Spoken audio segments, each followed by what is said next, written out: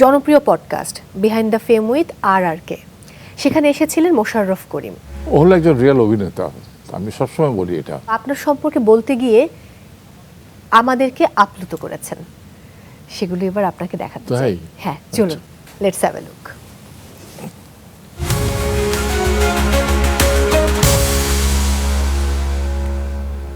হায়াত ভাইয়ের কথা বলবো, ভীষণ জানতে ইচ্ছা করে তার ক্ষেত্রে। আমি আমি আমি খুব রিসেন্ট একটা কাজ বিকি জায়েদের একটা কাজ করছিলাম, তাতে হায়াত ভাই ছিলেন। তো ওইখানে একটা শর্ট ছিল, আমি তার পায়ে তেল দিয়ে দিচ্ছি। তো ওটা শুধু শর্ট হিসাবে না, উনি চা লাগবে না এরকম করছেন আর কি, শর্ট চলছে, কিন্তু আমি অনেকক্ষণ ধরেই এই পায়ে তেলটা মালিশ করলাম এবং আমি এক ধরনের আনন্দ অনুভব করলাম। শুধু শর্ট হিসাবে না, আমি যে কাজটা করতে পারলাম সেইটা আমার খুব ভালো লাগলো।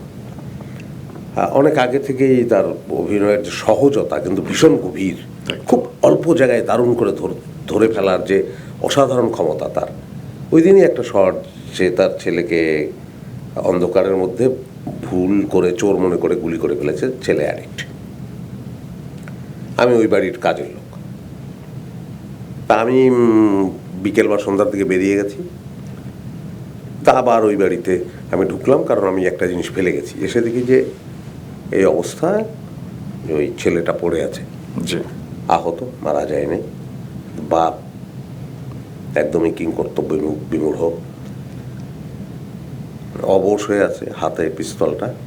তা আমি দাঁড়ালাম, উনি শুধু আমার দিকে তাকালেন। আমার দিকে তাকানো এবং পিস্তলটা ছেড়ে দেয়া, এই যে পিস্তলটা ছেড়ে দেয়া, উনি তো ছেড়ে দিলেন কিন্তু মনে হলো পিস্তলটা পড়ে গেল।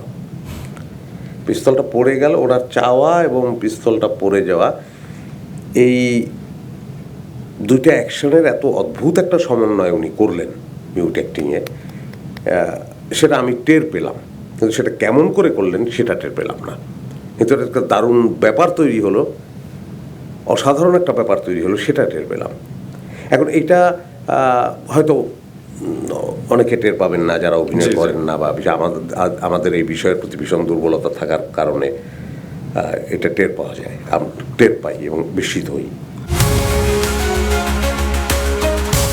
কি বলবেন? ও হলো একজন রিয়েল অভিনেতা, আমি সবসময় বলি এটা, যে ওর ভিতরে যে অভিনয়ের যে ক্রিয়েটিভিটি অসাধারণ।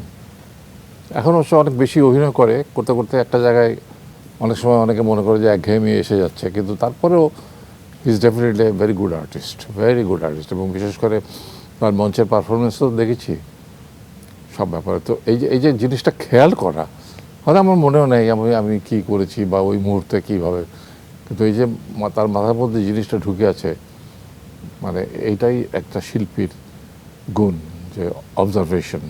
একেবারেই তাই।